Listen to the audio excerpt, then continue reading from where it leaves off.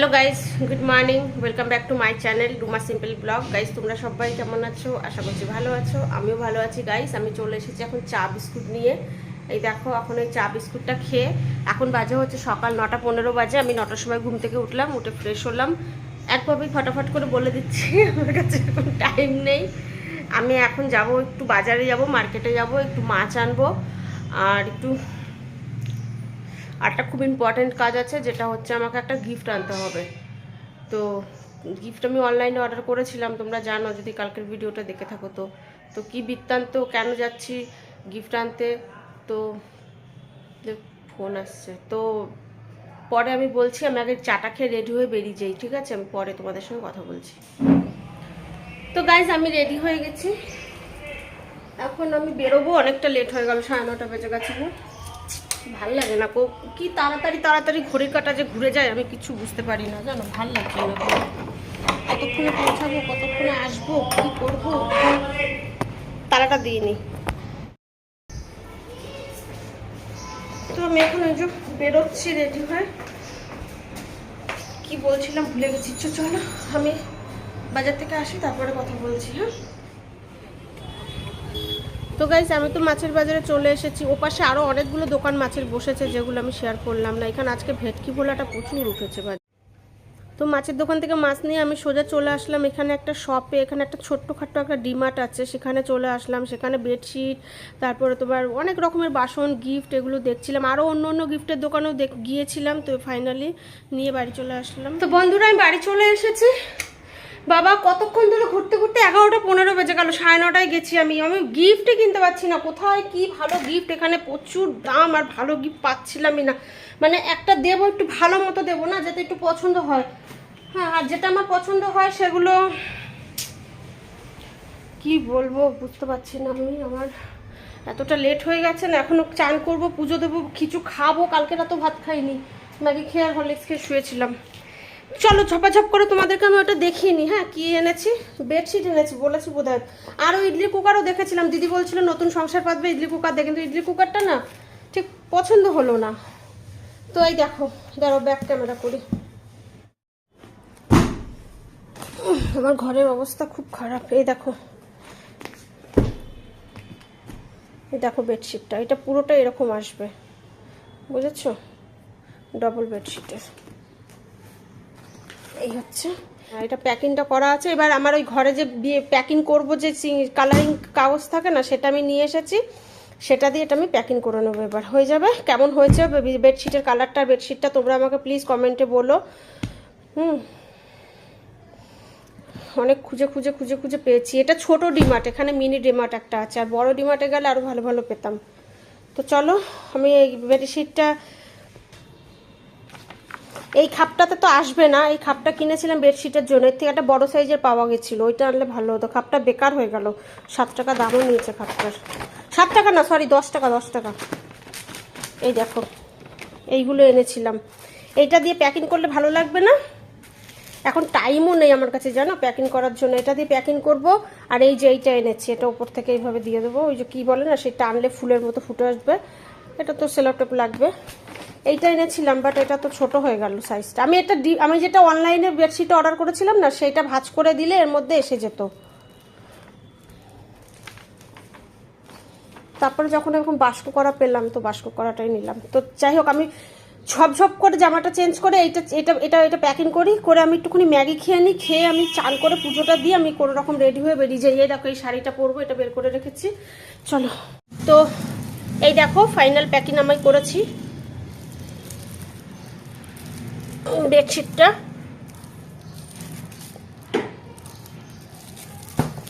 এই দেখো কেমন হয়েছে, তোমরা আমাকে বলো প্যাকিংটা, ঠিক আছে? আমি কোনো দিনও জীবনেও এসব প্যাকিং ট্যাকিং করিনি, জানো, এই ফার্স্ট টাইম করলাম।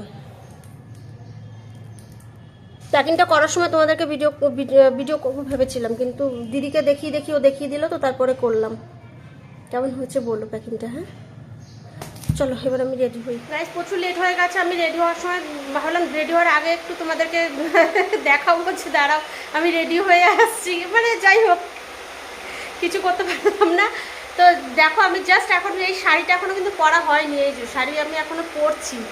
তো এই যে আমার সাজের আগের লুকটা আর কি। তো চলো আমি সেজে তারপরে আসছি। আমি সাজার সময় আমি ভিডিও করতে পারছি না, ঠিক আছে? আমি সবসময় এটার সময় করতে পারছি না, ওটার সময় করতে পারছি না। কী করবো বাবা, আমার এত লেট হয়ে গেছে না, 1টা বেজে গেছে।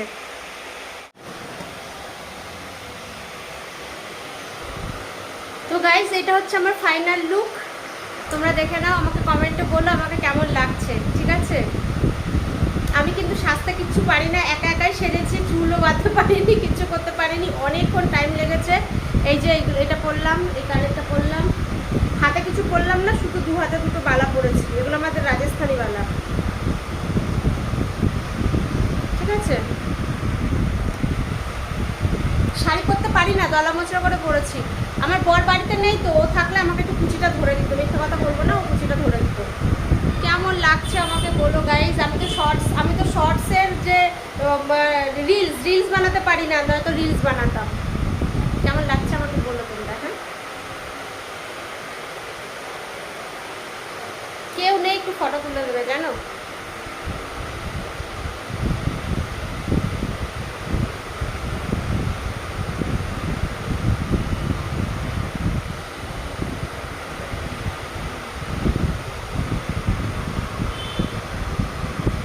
কাছের থেকেও দেখে নাও।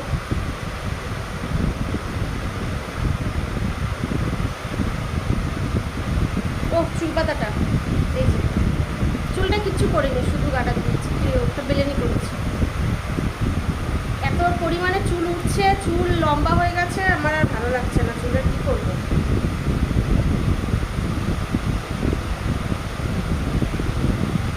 বলো কেমন লাগছে? কোনোদিনও সাজুগুজু তো করি না। তো চলো এবার আমি বেরিয়ে পড়ি, আমার দেওয়ার ফোন করবো, দেওয়ারকে ফোন করে বলবো ক্যাব বুক করে দিতে। আমি ক্যাব বুক করতে পারি না। বেরিয়ে পড়ি, হ্যাঁ? তো গাইজ আমি তো ফাইনালি বেরিয়ে পড়লাম, আমার দেওয়ার আমাকে ক্যাবটা বুক করে দিল, মানে এইটা কি বলে, অটো বুক করে দিল একটা। তো সেই মানে আমাকে জিজ্ঞাসা করছিলো তোমাকে কি বুক করে দেবো, অটো, বাইক, কার সব কিছুই পাওয়া যায়। তো আমি বললাম আমাকে অটোটাই বুক করে দাও। তো অটোটা বুক করে দিল, তো আমার বাড়ির সামনে অটোটা চলে এসেছে। তো অটোতে ফাইনালি বসে পড়লাম, গিয়ে অনেকটা রাস্তা গো গাইজ, অনেকটা রাস্তা, প্রায় 1 ঘন্টার মতো লাগলো আমাকে যাওয়ার সময়। আসার সময় অতটা লাগেনি, আসার সময় আমি অন্য কিছু করে এসেছিলাম। তো যাই হোক, চশমাটা ভাগ্যিস মনে করে নিয়ে নিয়েছিলাম, জানো তো, নয়তো আমার মানে চোখে কোনো মেকআপ করলেই চোখের থেকে তোমার জল পড়তে থাকে। তারপরে রাস্তাঘাটে এই দেখো ফাইনালি আমি পৌঁছে গেছি। এই দেখো, আমি তোমাদেরকে গাইজ যতটা পারবো আমি শেয়ার করার চেষ্টা করব। আমাকে ফোনটা তো ধরে দেওয়ার মতো কেউ নেই, তবে তেলুগুদের বিয়ে, তোমরা বিয়ের সময় সকালবেলা এসে আমি পৌঁছতে পারিনি, আমি তো অনেক বেলায় পৌঁছেছি, তবুও যতটা পারবো শেয়ার করব। এই দেখো এরা হচ্ছে এইভাবে এখানে পোস্টার টাঙিয়ে দেয়। এদের আগে আরও 2টো বিয়ে বাড়ি ছিল, সেখানেও এরকম তাদের হাজব্যান্ড ওয়াইফের এরকম নতুন নতুন আমি বর বউয়ের ফটো এরকমভাবে রেখে দেয়, ওয়েলকাম ইউ, যাতে আমরা যাই তো আমাদের রাস্তাঘাটের থেকে যাওয়ার সময় এদের মানে বিয়ের হলটা চিনতে সুবিধা হয়। তো এই দেখো এইটা হচ্ছে পুরো বিয়েবাড়ির হলটা, পুরো অনেকটা জায়গা নিয়ে, ওই যে ওইখানে হচ্ছে বিয়ের পুরো মেন ফাংশানটা হচ্ছে ওইখানটাতে। তো চলো এখান থেকেই আমি তোমাদেরকে দেখানো শুরু করে দিলাম। এবার ভেতরে যাওয়া যাক 1 পা 2 পা করে। তো চলো, প্রায় অনেক লোক চলে গেছে, আমি তো অনেকটা পরে গিয়ে পৌঁছেছি। একজনকে বলেছি ফোনটা একটু ধরে দাও, তো সে যা ফোনটা ধরছে ভালো মতো ভিডিও করলোই না কিছু। যা হোক, সেটাই যেটুকু করেছে সেটুকুই তোমাদের সঙ্গে শেয়ার করার চেষ্টা করছি। তো এখানে সেই মানে কি বলবো, সবজি বাজারের মতো লাইন দিতে হয় আর কি, লাইন দিয়ে সিস্টেম যেখানে যেরকম আর কি, লাইন দিয়ে সবাই একে একে করে বর বউকে আশীর্বাদ, বড়রা আশীর্বাদ দিচ্ছে। হলুদ রঙের চালে হলুদ মেশানো, সেগুলো দিয়ে আশীর্বাদ করছে। এরা বিয়ে কমপ্লিট করে ওখানে রিসেপশনের ওখানটা মানে দাঁড়িয়ে আছে আর কি, সবাই যা আসছে গেস্টরা একে একে করে সবাই লাইনে দাঁড়িয়ে দাঁড়িয়ে লাইন, যার যার লাইন আসছে শেষে এসে ওখানে ওদেরকে হাতে গিফট দিচ্ছে। তারপরে ভিডিও করার জন্য সামনে ওদের অলরেডি লোক দাঁড়িয়ে আছে, তারা ভিডিও করছে। তারপর তোমার হচ্ছে যখন গিফটটা দিচ্ছে তখন হাতে হাতে ফটোটাও সঙ্গে সঙ্গে একটা করে ফটোও তুলে নিচ্ছে, অনেকগুলো করেই ফটো তুলছে। তো আমিও লাইনে দাঁড়িয়ে আছি, আমার এখানটায় ফ্যানের হাওয়াটা লাগছে না, প্রচণ্ড গরম লাগছে গাইস। তো এই হচ্ছে সামনের পোর্শনটা, যেখানটা হচ্ছে সব গেস্টরা আর কি সব ওখানে লাইন থেকে বসে থাকে, মানে সব বসে। আর সামনেটা যেই স্টেজের উপরে তো বিয়ে হয়েছিল, পেছনটাতে আমি পরে দেখাবো, বিষ্ণু লক্ষ্মীর ফটো করা আছে, বিয়ের আসনটা পরে দেখাবো। আর ওই যেখানটা রিসেপশন বর বউ দাঁড়িয়ে আছে তার পেছনেই হচ্ছে তোমার বিয়ে হয়েছিল। তো ওই দেখো, ওই যে শিবার বউ আর সবাই আর কি লাইনে দাঁড়িয়ে আছে। আমি লাইনের পেছন থেকে এই ভিডিওটা তুলে তোমাদেরকে একটু দেখাচ্ছি আর কি। তো অনেকটা জায়গা নিয়ে গাইস হয়েছে রিসেপশন বিয়েটা। তো আমাকে ভালো ভালো ভিডিও তো কেউ তুলে দিতে পারলো না, ওই যেটুকু ফটো তুলেছি সেটুকুই আর কি তোমাদেরকে শেয়ার করছি। ওই দেখো আমি লাইনে দাঁড়িয়ে আছি। তো আমি এখন যাচ্ছি ওদেরকে গিফটটা দেবো বলে। তো পেছনেও দিদি ছিল, দিদি ডেকে আমাকে কথা বলছে, শিবা বলছে আসো আগে ফটো তুলে নিই আমরা। তো আমি গিফটটা দিচ্ছি ওদেরকে, গিফট দেওয়ার সময় ফটো তুললো, ভিডিও হলো, একটু কথা বলছিলাম। তো যাই হোক, তো ভালোই লাগলো জানো তো, খুব সুন্দর লাগলো। এবার আমি ফোনটা নেওয়ার জন্য আগে চলে আসলাম, ওই ফটো তোমরা একটু দেখে নাও।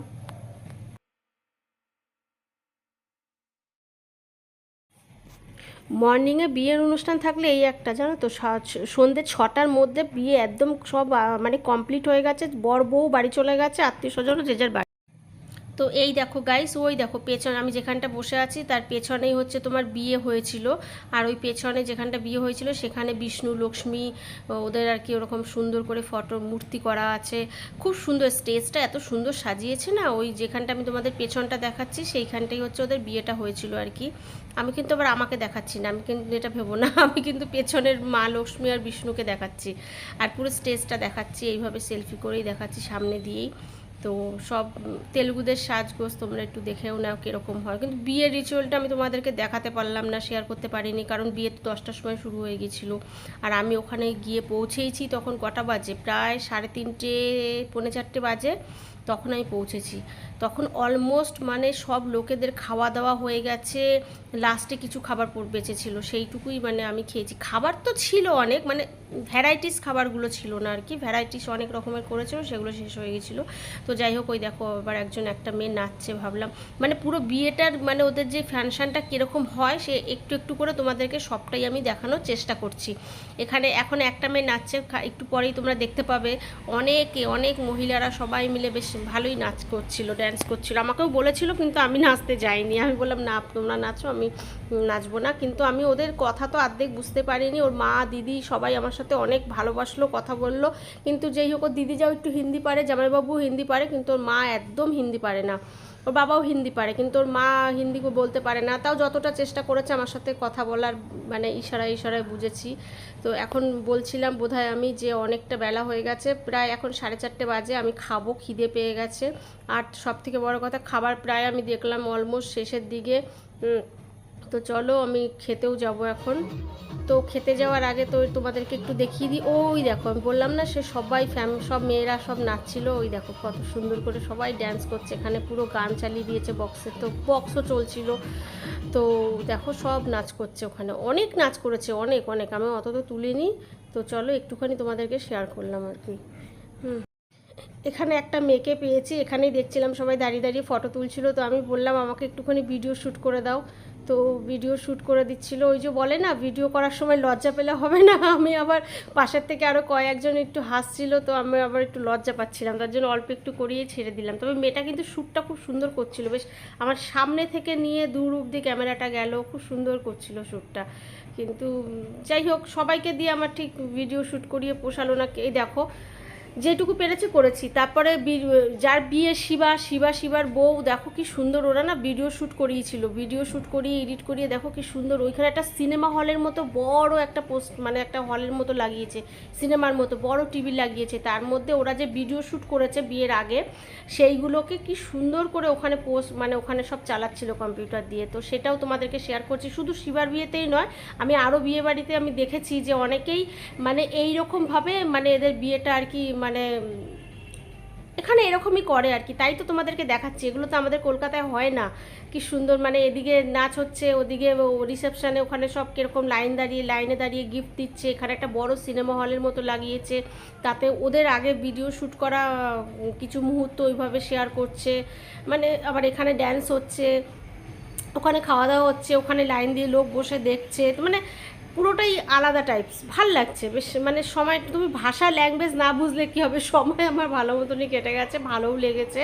আর ওদের মন এত ভালো না, মানে কি বলবো, সবাই মানে এত সুন্দরভাবে আমার সাথে কথা বলছে, এত মানে সত্যি অদ্ভুত, খুব ভালো লেগেছে আমার গো, সত্যি খুব ভালো লেগেছে। কিন্তু যাই হোক, ভাষা বুঝতে পারলে আরেকটু বেশি ভালো লাগতো। তো আমি এখন চলে যাচ্ছি বোধহয় খাবারের দিকে। তো দেখো সব খাবার তো আর আমি তো এমনিতেই তেলেগুদের অনেক খাবার খাই না, তো আমি জাস্ট একটু পনির নিয়েছি, ওটা পায়েসের মতো জানি না কি একটা মিষ্টি মিষ্টি ছিল, আর চিকেন বিরিয়ানিটা আমি নিয়েছি, ওইটা খেয়ে আমি পেট ভরলাম। তো ফাইনালি আমার এখন 5টা 5:30 প্রায় বাজে, 5:30টার সময় আমি বেরিয়ে পড়লাম। তো আমাকে জিজ্ঞাসা করলো যে কি বুক করে দেবো, তো আমি বললাম বাইক বুক করে দাও। ও অটোটা পাচ্ছিলাম না, একটু ভেতর দিকে তো অটো আসতে দেরি হচ্ছিল, তো আমি বললাম বাইক বুক করে দাও। তো বাইকে করে ফাইনালি আমি চলে আসলাম বাড়ি। তো গাইস আমি তো অনেকক্ষণ চলে এসেছি, 6টার সময় চলে এসেছি বাড়িতে। তো এসে একটুখানি মায়ের সাথে কথা বললাম, তারপরে গেলাম লাইভে গিয়ে যারা যারা লাইভে আমার দেখোনি তারা তারা আমার লাইভে গিয়ে আমাকে আমার ভিডিওটা দেখতে পারো। লাইভে গিয়েছিলাম, বাড়িতে এসেই আমি লাইভে চলে গেছিলাম। লাইভে গিয়ে ডাইরেক্ট আমি মানে ওই লাইভেই আমি চা বানালাম, চা বানিয়ে চা খেলাম, খেয়ে তারপর একটু লাইভে এসেছিলাম একটু গল্প করার জন্য সবার সাথে। তো এখন আর বেশি লম্বা টানবো না, কারণ আমার মনে হচ্ছে বিয়েবাড়ির ভিডিওটা অনেকটাই হয়ে গেছে। আর বিয়েবাড়িতে আমি যাদেরকে দিয়ে আমার ভিডিওটা তুলতে বলেছিলাম তারা কি করেছে বলো তো, ভিডিওটার জায়গায় ফটো তুলে দিয়েছে অনেকগুলো। তো আর ফটোগুলো খুব একটা ভালো তোলেনি, আমার পছন্দ হয়নি। নিজেদের সাথে একজন থাকলে ভালো হয়, ওখানে সবাই বিয়েবাড়িতে ব্যস্ত আর সবাই পারে না, আমার সবাইকে দিয়ে পোষায়ও না। তো যাই হোক, তো ভিডিওটা আমি আজকে এখানে রাখছি, আসবো আবার কালকে একটা নতুন ভিডিও নিয়ে। তোমাদের যদি আমার ভিডিওটা ভালো লেগে থাকে তোমরা প্লিজ লাইক কমেন্ট শেয়ার করো, সাবস্ক্রাইব করে দিও ইউটিউব চ্যানেলটা রুমা সিম্পল ব্লগস। যারা ফেসবুক পেজ থেকে দেখছো ফেসবুক পেজটা রুমা গুহ নামে ফলো করে দিও। তো চলো গাইজ আজকের মতো লাভ ইউ অল, টাটা। আর শোনো, হ্যাঁ আমাকে আজকে এই সাজে কীরকম লাগছে তোমরা আমাকে কিন্তু কেউ কমেন্ট করে বলতে ভুলো না কিন্তু, প্লিজ কমেন্ট চাই ভালো ভালো। চলো টাটা।